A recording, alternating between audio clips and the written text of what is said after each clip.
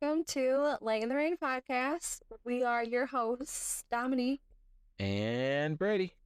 Me. Meekin. Yeah. And Brady. Oh, right. Our podcast allows us to have real, raw, honest conversations about grief, faith, hope, difficult seasons in life. And everything in between. Everything. I love it. Yes. Tell them why our episode, if they're watching on YouTube, let's do.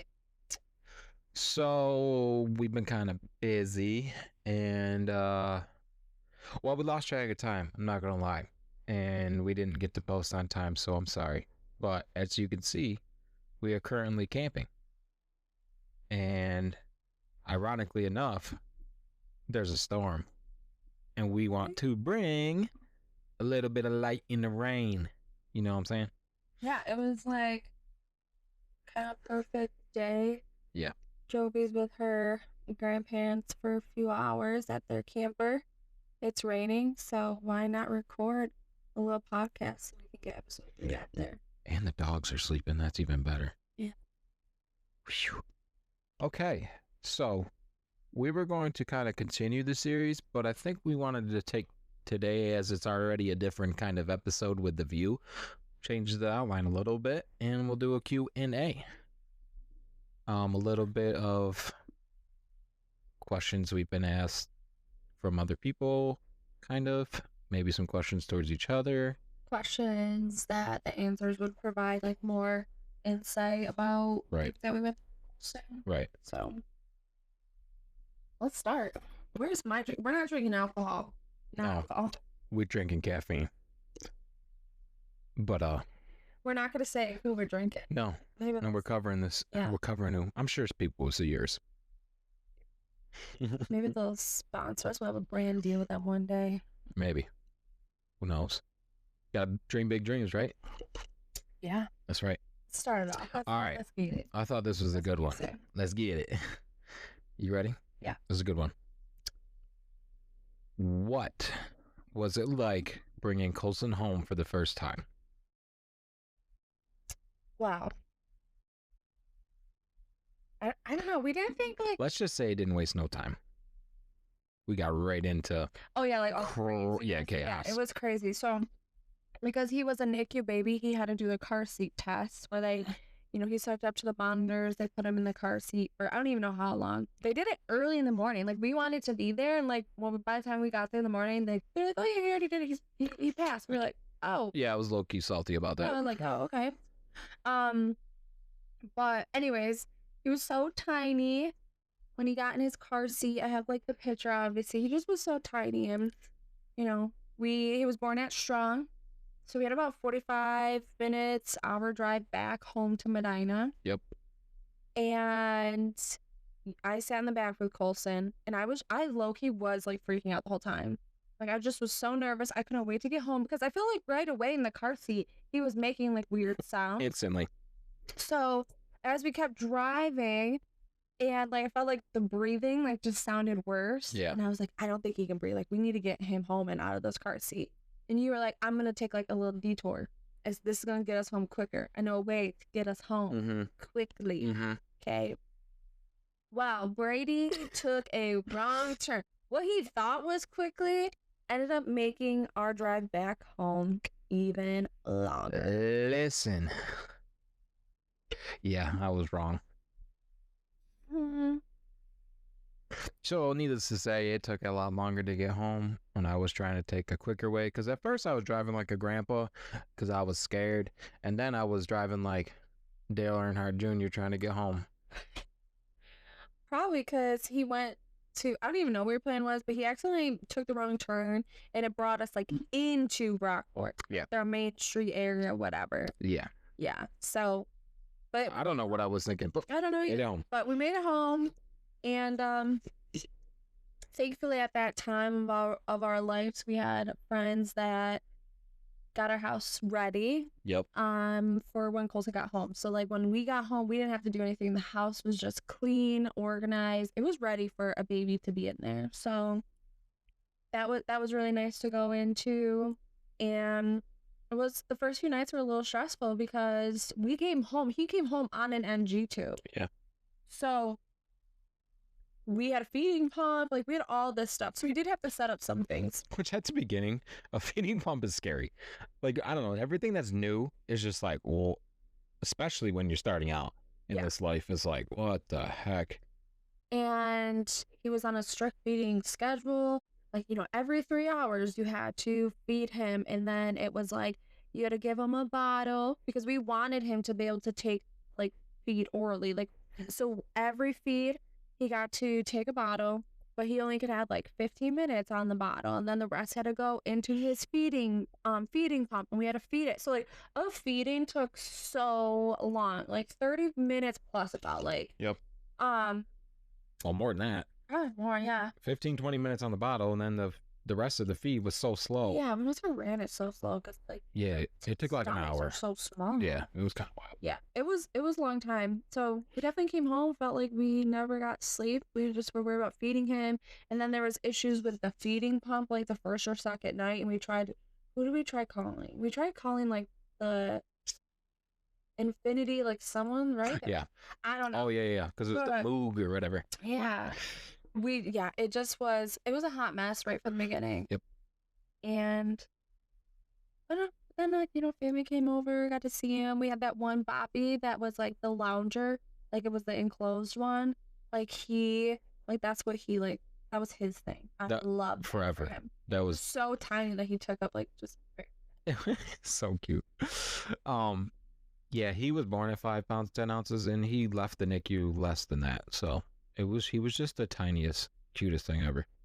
He was, but I didn't even look real. I think those are the only main things that pop out. When we first brought him home, those were the stressful moments. But I think other than that, obviously he did have the VNA came in. Yeah. So he had PT, OT right away. I was gonna say there was no pause. There was no pause. PT, OT, and then he had weekly nurse visits, but the nurse was amazing. Yep. We still love her to this day. That's right.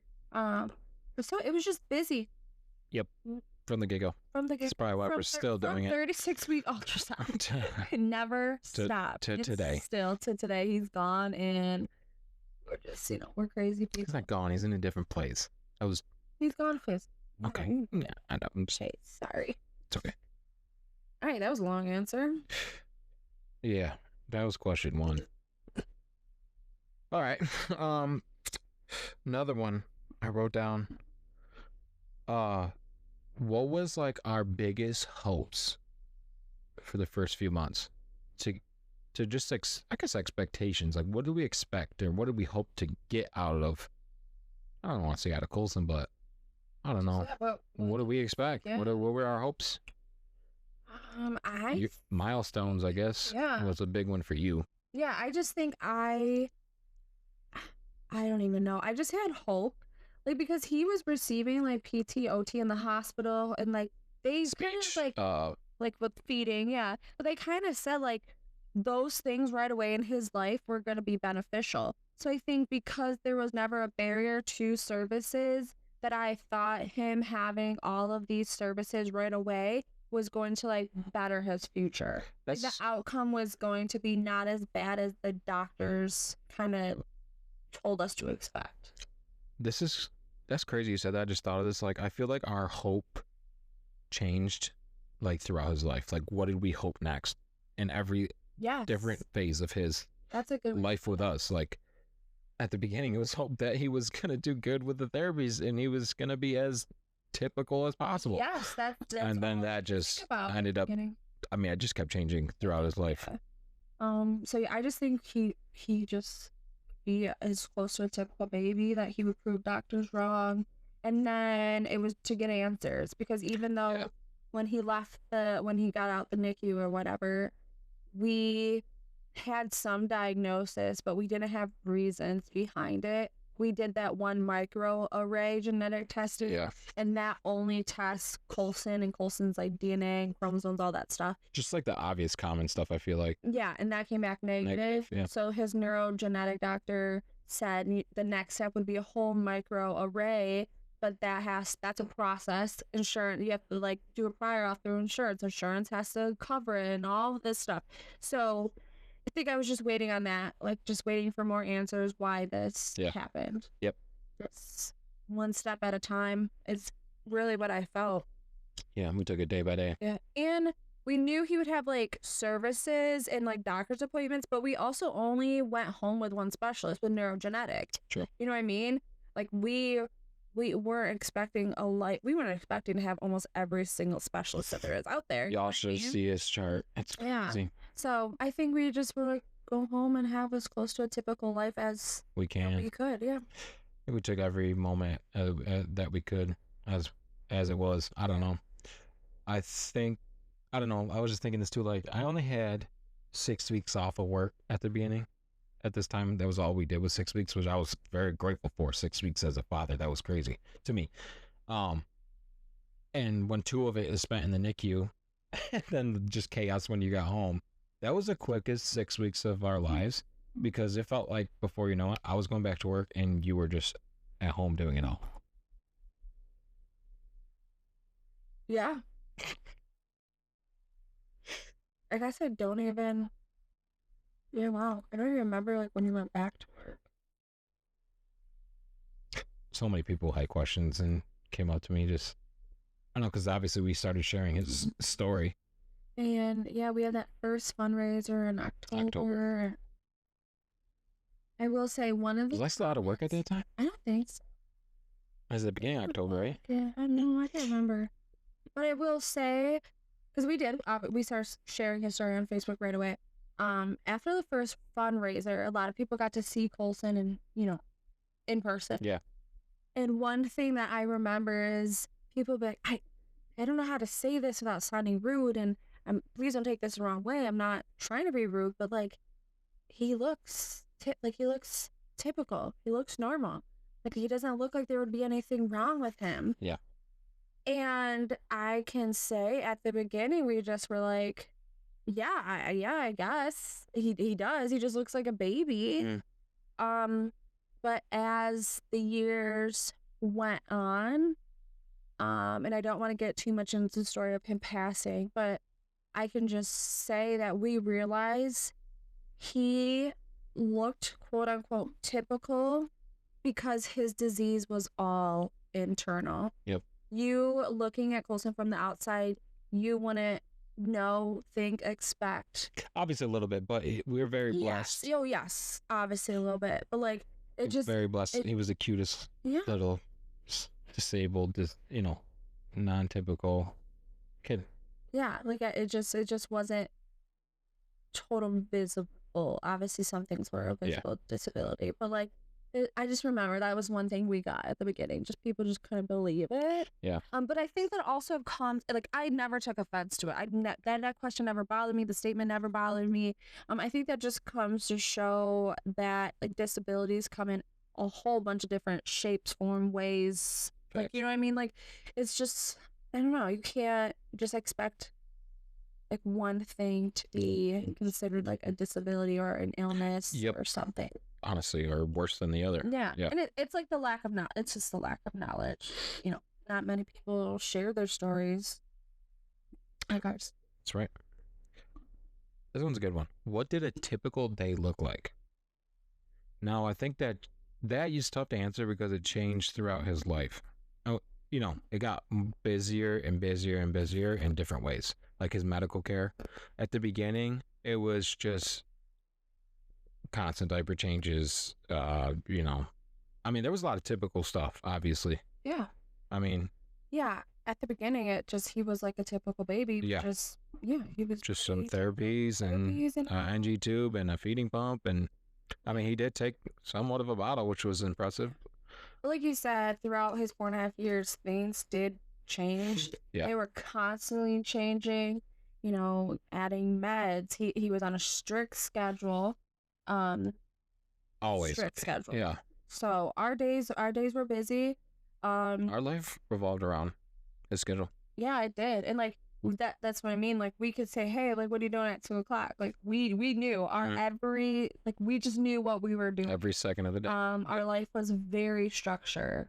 And now that Colson's not here, I think that's part of, I don't know, like this new, like we feel so lost. I feel like I have more anxiety. It's because like we still. So we have more time to think. I feel like. Yeah, I miss that structure. No, literally. Life almost was easier when you had every hour planned, which some people will hear that and be like, yeah, no, that overwhelms me, the thought of knowing what every hour is going to look like. And I'm over here like, I'm stressed, overwhelmed, having panic attacks because because we don't have that now. We don't have that. That was so just normal for us. It was. That's a good one. All right. Let's see. You got anything that you could do? Yeah, there was a good one in here. Oops. Let me see.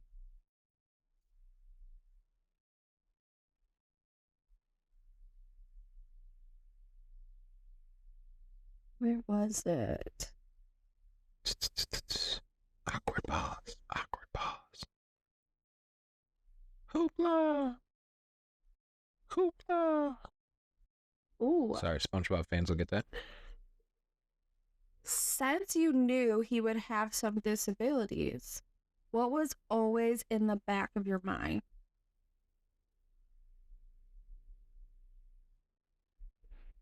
Huh. Since we knew he had disabilities, what was always in the back of our mind? Yeah, what was in the back of your mind? Like, was there always like one thought that was stuck there? Or multiple thoughts? Or obviously you wish for, I don't know. I guess like as for me, like I was so excited to have a boy where I could have my son, we could play sports and this and that kind of got taken away from me. And not saying I'm mad about any of it because I grew a completely different kind of love I didn't even know existed with Colson, and I will never have that type of love again. But I guess you're just constantly, at the beginning I cared more about what people thought, like, don't look at Colson. Yes, don't give me awkward looks. Don't give me awkward stares. That's my son. That was good. I had a lot of anger towards people because like if I saw someone do that, I don't know, not anger, but like you know what I mean. Like you're just like constantly worried about what people thought. Yeah, that was mine. I always was like, oh, what is everyone gonna think? Yeah. Like is he gonna get picked on? Like there just was so much like unknown, and I'll always say it like, just I was uneducated on people with like disabilities or special needs. So I just was like always just thinking like, what are people gonna think?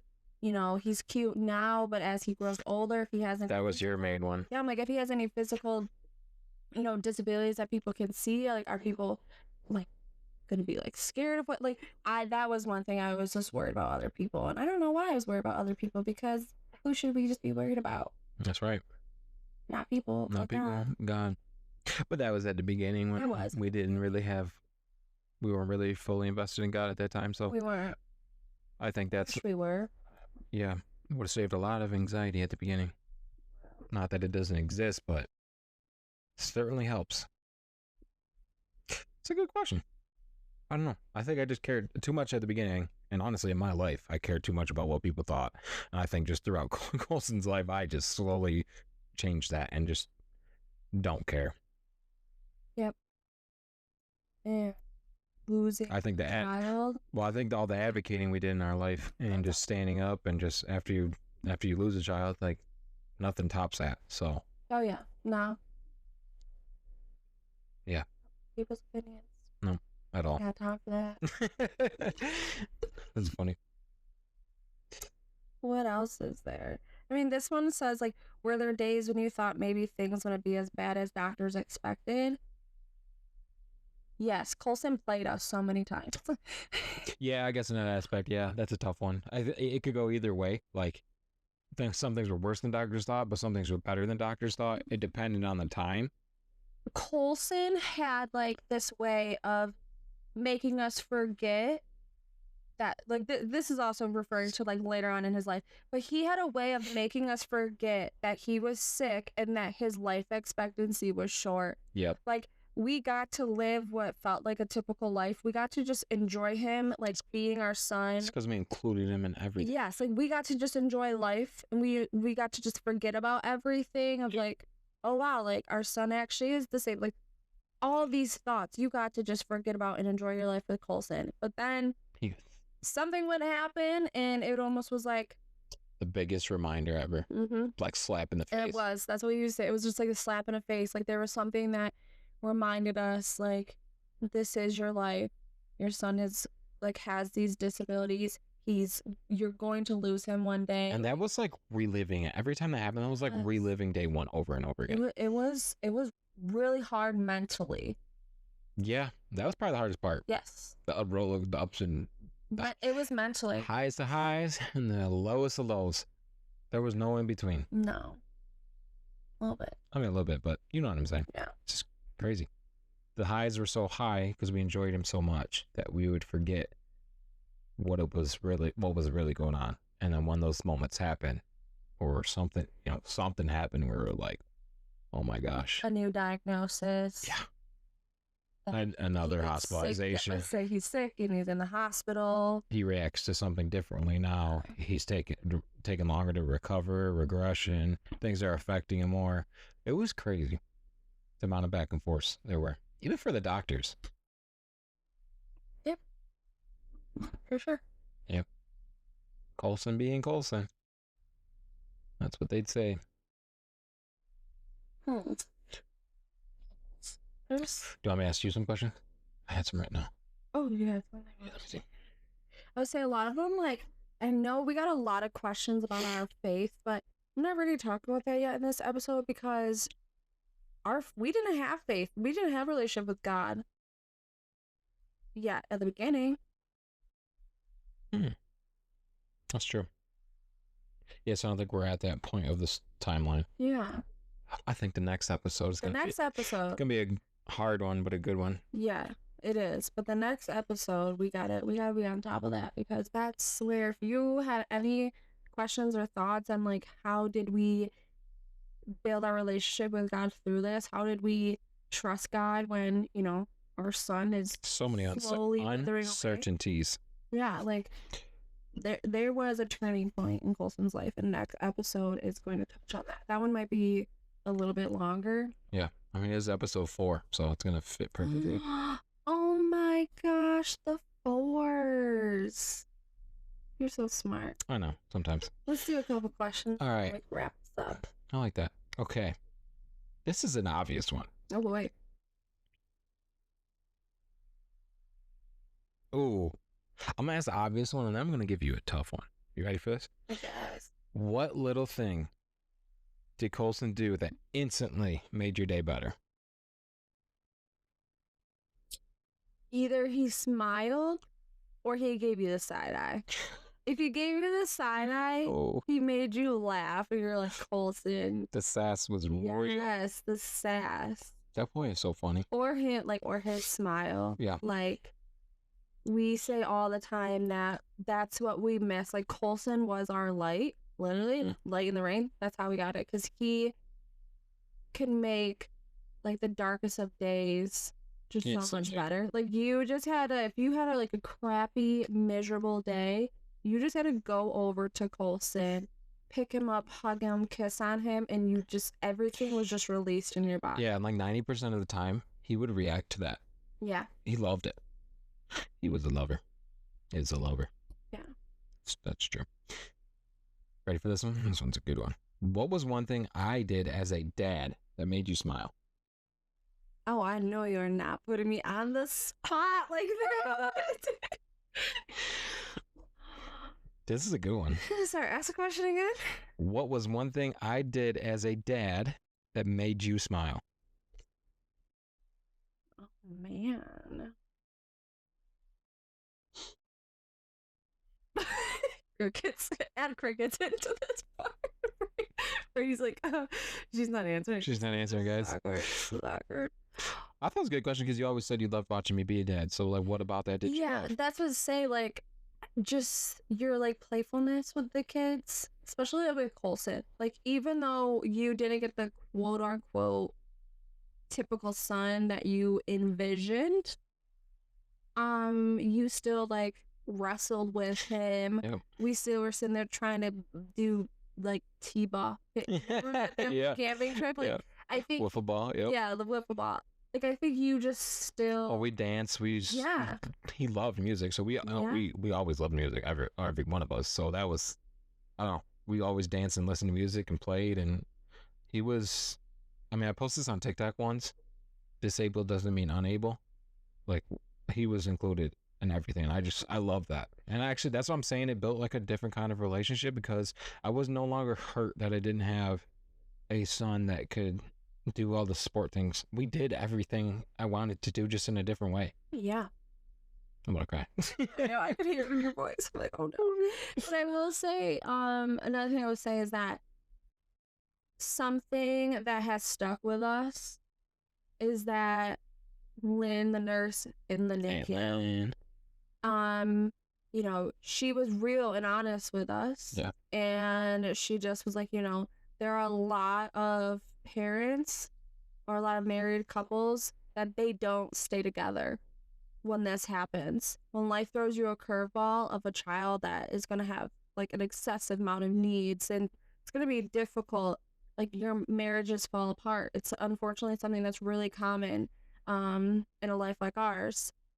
And she said to both of us, she said, do not let Coulson be the wedge that drives you apart. Yeah. Yet let him be the glue that brings you together. And that's stuck. It's embedded in our brains. And I think even all of the, you know, like, I don't want to say marriage problems, but like we've had some downs and lows in our marriage because it's not easy to, the things that we went through, it puts a lot of like tension and stress on us. And then when we both have that, like trying to be in a marriage, it was hard, but we always just remembered like Coulson's not going to drive us apart. Like we were, before Coulson, there was something special about you, something special about me. Like we wanted to be together. We wanted to be married. Yeah. And just because life threw us a curveball, like never would we let Coulson in our life now, like, you know, split. He ended up being the glue that held us together. I mean, I know this is directed for God, but I think God gave us Coulson like 3 strands. It's harder to tear, break apart than 2 or whatever the saying is. Once you have God in your life, and I don't know, Coulson, he was something different, and his life that he was given was hard, but him himself, he taught us so much that what we're going through isn't as hard as what he's going through, and he's the one smiling. Yeah, we're not. So get your stuff together, you know, the nice way of putting it. Pick your head back up and keep going, and prioritize us so we can be better for them. And I think a lot of people forget that, like, it was us before kids, right? Right. And you yourself, no offense, but you yourself struggled with that because your life was just Coulson 24/7. So when I came home from work or whatever, and then we're tag teaming, everything going on, and then at the end of the day, we're just looking at each other like, you got any energy left, or you got, you have anything left in the tank? And we had to start reserving some in order to make this work and become easier. Because I tell everybody this, when we were in the hospital, our relationship was the highest, which is so crazy to think of that in those times that was like our best moments. But we were like, we were 18 BA. Yeah, we were in the hospitals. We never in the emergency room, hospital stays, whatever. I don't know. It's just crazy to we were always say. In sync. Yeah, in hospital on the same page. We always were. Yeah. Yep. Last one, then you can ask me a couple, then we can wrap this up. This is a good one. How do you think those early months changed who you are today? Not his whole life. At the beginning, what do you think affected you the most that you can still see today, I guess, that changed you, shaped you? I think having Coulson immediately gave me this drive and this passion to be a mom that is really strong for her child and also advocates and spreads awareness. Yeah. Once I accepted, okay, I am, this is me, I'm the one, I have a disabled child, I have a medically complex child, once I got over that, I was like, you know what, I'm going to show him to the world, and I'm going to show him and show people that it's okay if you have a child like this. Like, you can get through it. You're like, I just wanted to show everyone that like this is okay. Yeah. Like, your life is different. Your life is maybe harder than others, but like, it's okay. You're gonna get through this. Yeah. Like, I just felt like I felt like I always like had a strong personality, but like, I don't know, something about Coulson just made me like feel stronger. I don't know, you get what I'm saying? I feel like you know what I know what I'm picking up. What I'm putting down. No, because same. Like, he's literally made me, like, I used to let people walk over me. At Coulson, you got to stand up and you got to say what you're feeling and say what's right. Like, in those hospital stays, I felt like there was a different kind of trust there. A lot of things like we would lean on each other for, and I just felt like you have so much, I don't want to say power in those moments, but like, you want to do whatever it takes to make sure that he's getting the best care, and everything is like, you know, his neurogenetic doctor said everything's for Coulson, not to Coulson. So I don't know. Yeah, I agree. I think I'm just gonna end it on there was one question, and let me see. I guess it's not even really it's question, but I'm just gonna kind of like wing it and see if I can like get out. But like the question was, and I'm asking you this, kind of putting you on the spot, but like, you're good with this. What would you say to someone that is brand new going through this uncertainty?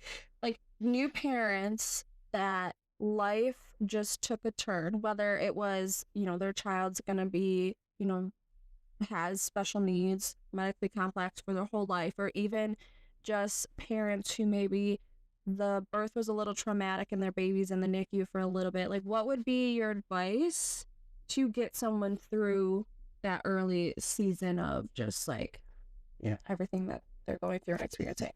Psalm 46:10. Be still and know that I am God. Worrying about tomorrow doesn't change the present, right? Oh, that was good. You can't think and worry and try to plan the next day, because it will never go. It will never be what you expect. You are just wasting that in the moment. And I say this because not everybody's diagnosis is going to be what Coulson's was. You know, he was only supposed to be here for 2 years, and we were grateful for 4. But you gotta spend every day like it's your last, and you live it to the fullest, and just whatever is given to you, deal with it. Don't worry about what's coming next. You can't, because that takes so much of your energy and time. And okay, like at the beginning, we were told Coulson is going to have some sort of disability. We don't know how severe. Here's the spectrum. It could be not, it could be minor, it could be major. We don't know. And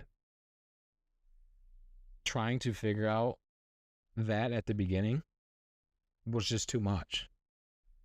Like you said, all we worried about was, okay, if Coulson does XYZ with these therapies, he's going to be great. No, anything could change in a second. You just enjoy every moment, the good times and the bad, whatever your child is going to give you. Just take it for what it is. Yeah. God already knows what's going to happen. And I know not everybody's religious, but you have to believe. And I can't wait for the next episode to get into, like, I hope it just moves people. Because us as human beings, our minds can't comprehend what's to come. It can't. Yeah. Everything is a wow factor, whether it's good or bad. You know what I mean? I don't know. I think that's just a long answer of what I'm trying to get at. No. I think it's just, you can't have your initial human reaction, right? Yep. You're gonna. And both of us to this day do it. Oh yeah, I just had one. Have your, you did. Just had one. But... and it's okay. Yeah. It is okay. God already knows you were going to have that. Tell him about it. Yeah. And have your initial human thoughts. Do what you got to do. And then just go be there. Be there, be present. if I could take anything back, at the time I was a provider, so that was my role. But I think if I could take anything back, it'd be just to be present more, as far as like not working 2 jobs, just to make ends meet. Now I felt like I had to because of the world we live in. Don't get me wrong, but guilty conscience tells me like, man, I wish I just had one more night with him, whatever. Obviously I was up all night with you guys, but those like coming home from work and just spending time, I didn't get as many of those as I wanted. I don't know, I think I'm just getting too far into it, but like, no, I get what you're saying. I'm just saying, I know what could happen in this life, and I don't want people to miss out on the present times. It's like hearing, like, it's so cliche for someone to be like, oh, just one day at a time. Like, when someone says it to you, when you're in that moment, you're just like, oh my gosh, like, shut up. Like, oh, literally. Like, you don't need to tell me that, like, I know that, but it's like, you do. Like, you have to just, like you said, take it as it comes. Like, if your baby's unexpectedly ends up in the NICU, yeah, it's like you said, have your human reaction. It's okay. It's okay to do that. It's all your feelings are valid. All your emotions are valid. All your thoughts are valid. But you have to just go with it. Go with the flow. Like, everything will end up working out. Unfortunately, like, it's not that's I feel so bad saying that, but it's like the truth. Like, we have lived that. Like, you just get so stressed and so worried about, okay, well, if he passes this test, what's next? Yep. And it's kind of like, why does there have to be a next? You know what I mean? Yeah. Like, let's just wait to see what happens. You're stressing over something that's not even here. Like, so I know we get it, but I agree. Like, that would be my thing. Like, just enjoy every moment and just worry about what's in front of you at that time, because why are we worrying? God doesn't want you to worry. And it's easier said than done. I will say that. I will admit that, because I'm not saying that I don't worry, because I still worry, but I worry, and then God plays it down. Shuts you up. Yeah. Like, remember when your husband said, what are you to do when you act like this? And then God comes through, like, yeah, God showed me that. But yeah, big time. Yeah. I can't wait to tell that. Yeah. That just happened, by the way. Yeah. But, yeah, facts. I mean, you and I spiel, so I lost what I was going to say, but. It's all right. I think what you just said was good. I think that's a good ending. Yeah. And if anyone has more questions, like, if they are curious, like, you don't have to be shy. Like, no question is wrong. Yeah, no question. Yeah, like, we are very open and we don't take offense to anything. So if you have any questions, reach out to us. We would love to answer questions, even if you're just curious or you want to know something from maybe like an educational purpose. Please reach out to us, and we hope that don't allow yourself to be alone in this. Get help from people that can help you. And even if it's not us, we joined Facebook groups, and that, like, was life-changing for us, for the support of families that go like, through. if you're going through something, it's always nice to, like, find support of someone that knows what you're going through. Yeah. That's the key factor. But for sure. We hope that everyone tunes into our next episode number 4, lucky number 4. And that is where we're going to share where, how, why, what, when, like, our faithful journey started. Yeah. Like, where we find the reintroduction. Gave it all to God. So smack in the face. Yeah, I'm really excited to share that. And I think if anyone has been curious about when and how our relationship with God started, like, when this is the story. Yeah, the next episode you really want to tune in. So like, subscribe, please comment, email us, hit the notification bell if you're on YouTube, podcasts, Spotify. Next week you're not going to want to miss. Nope. All right. That's a wrap. Good job. See ya.